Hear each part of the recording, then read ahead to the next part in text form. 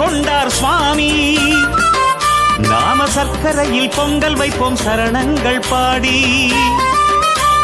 தேரோட்டம் புலியாட்டம் கரகாட்டம் வாரு, இந்த கொண்டாட்டம் போலெங்கும் கண்டாய கூறு. தேரோட்டம் புலியாட்டம் கரகாட்டம் பாரு, இந்த கொண்டாட்டம் போலெங்கும் கண்டாய கூறு.